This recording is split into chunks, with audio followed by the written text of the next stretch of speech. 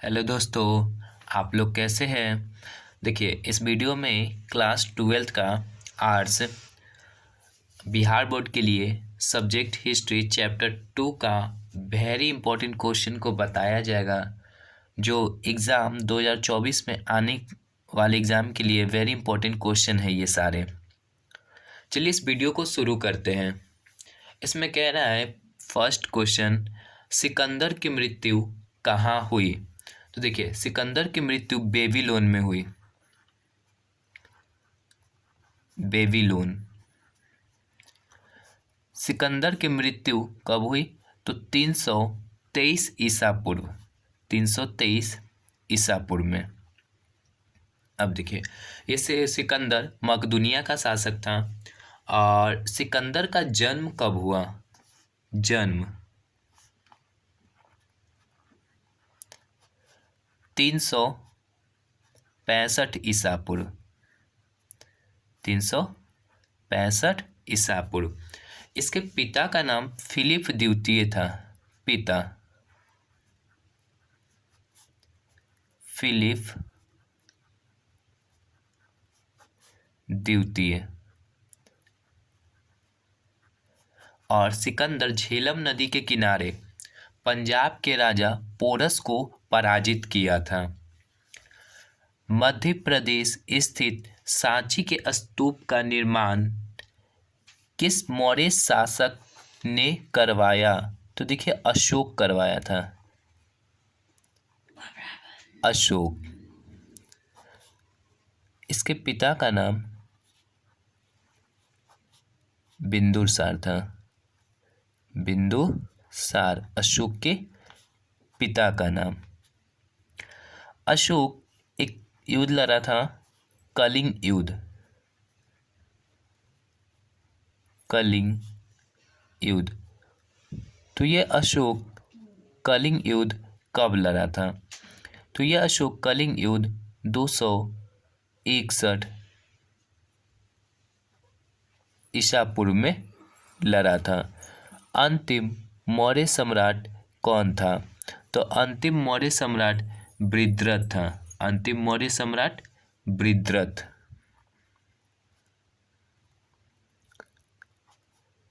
बृहद्रथ। मौर्य वंश के बाद कौन शासन किया? मौर्य वंश के बाद तो शुंग वंश शासन किया। शुंग वंश। मौर्य वंश के बाद कौन सा वंश आया? शुंग वंश का शासन। और शुंग वंश की स्थापना पुष्यमित्र शुंग किया। मौर्य वंश की स्थापना किसने किया? स्थापना चंद्रगुप्त मौर्य। चंद्रगुप्त मौर्य मौर्य वंश की स्थापना किया। अशोक ने अपने पिता बिंदुसार के शासनकाल में किस क्षेत्र में विद्रोह का दमन किया? विद्रोह का दमन किया अशोक ने अपने पिता के शासनकाल में। तो तक्षशिला। यहाँ पर विद्रोह हुआ था, तो बिंदुसार ने इसको दबाने के लिए अशोक को भेजा था। देखिए, अशोक का भाई का नाम क्या था? सुसिम। ये इसका भाई था, अशोक का भाई, याद रखिएगा इसको। और बिंदुसार के पिता कौन थे? पिता तो चंद्रगुप्त मौर्य इसके पिता थे। चंद्रगुप्त मौर्य जो मौर्य वंश की स्थापना किए। कौटिल्य किसका प्रधानमंत्री था? तो ये चंद्रगुप्त मौर्य का प्रधानमंत्री बना। चंद्रगुप्त मौर्य। कौटिल्य को चाणक्य भी कहते हैं। कौटिल्य का अन्य नाम क्या हो गया? चाणक्य, विष्णुगुप्त, इन्हीं का नाम है विष्णुगुप्त। इनका एक टिक्की है, कभी कभी इनका फोटो देखिएगा तो एक टिक्की वाले है ये। तो कौटिल्य का नाम क्या हो गया? चाणक्य। और विष्णुगुप्त, इन्होंने एक पुस्तक लिखा था अर्थशास्त्र। अर्थशास्त्र पुस्तक, जिसमें राजनीतिक व्यवस्था के बारे में बताया गया है। अब देखिए, अगला है आपका वह मौर्य सम्राट जो अमृत घाट के नाम से जाना जाता था कौन था? तो वो आपका है बिंदुसार। बिंदुसार। बिंदुसार के पुत्र का नाम क्या था? अशोक। अशोक इसी का पुत्र था, बिंदुसार का। और ये किस वंश का था? तो मौर्य वंश। मौर्य वंश का।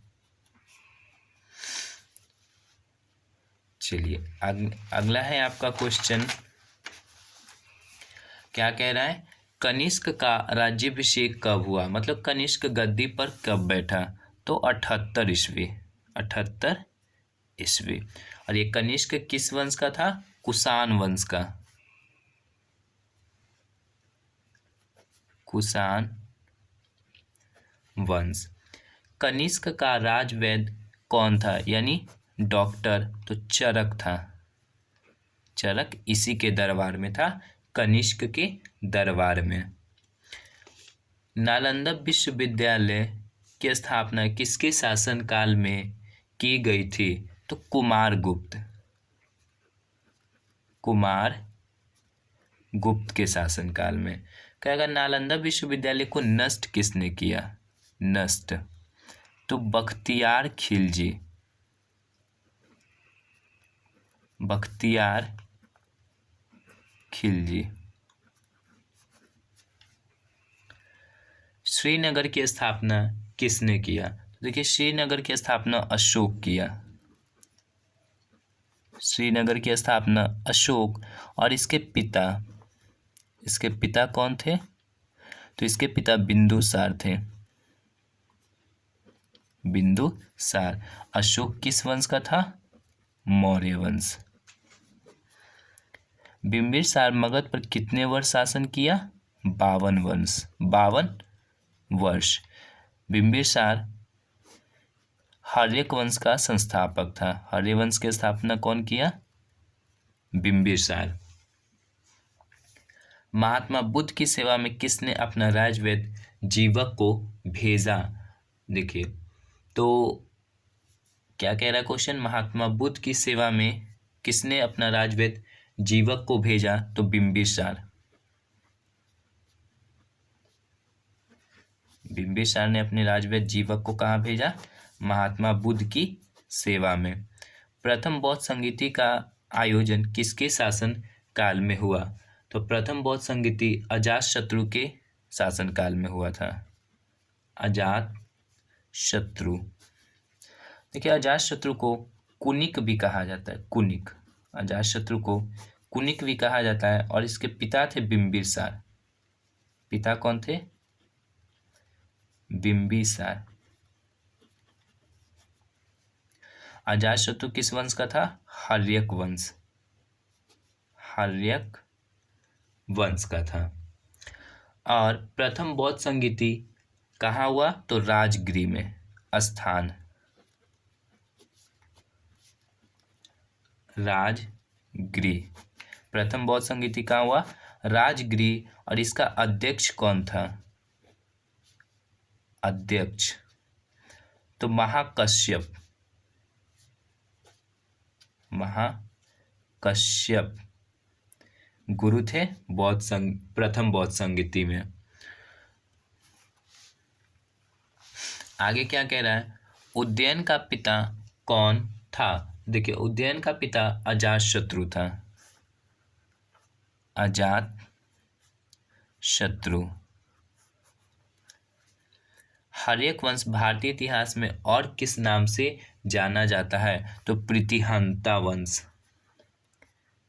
प्रीतिहंता वंश के नाम से जाना जाता है, क्योंकि इसने अपने पिता को मारकर गद्दी को लिया था। जैसे कि बिंबिसार को मारकर अजातशत्रु को मारकर उदयन, तो अपने पिता को मारकर ये सब अपने जो बेटा होता था वो अपने गद्दी को लेता था। इसलिए इसे प्रीतिहंसा वंश के नाम से इतिहास में जाना जाता है, हर्यक वंश को। और हर्यक वंश की स्थापना किसने किया? बिंबिसार। याद रखिएगा। द्वितीय बौद्ध संगीति का आयोजन किसके शासनकाल में हुआ? तो ये हुआ था कालाशोक। कालाशोक के शासनकाल में। अब द्वितीय बौद्ध संगीति किस स्थान पर हुआ? तो वैशाली में हुआ था। वैशाली। द्वितीय बौद्ध संगीति कहाँ हुआ? वैशाली में। नंद वंश का संस्थापक कौन था? तो महापद्म नंद।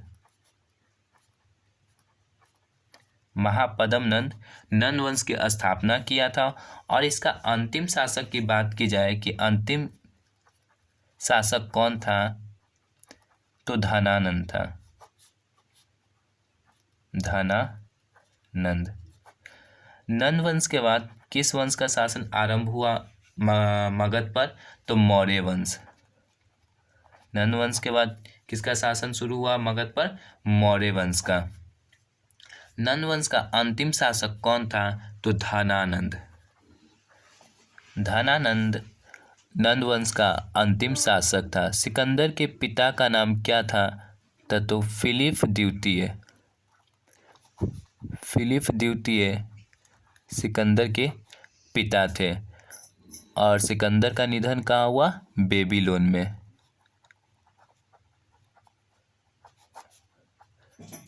बेबीलोन में सिकंदर का मृत्यु। सिकंदर का जल सेनापति कौन था?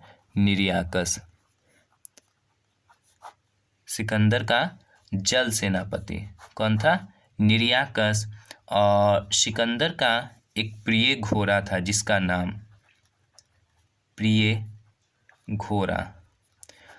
तो इसके प्रिय घोड़े का नाम बौकेफला था।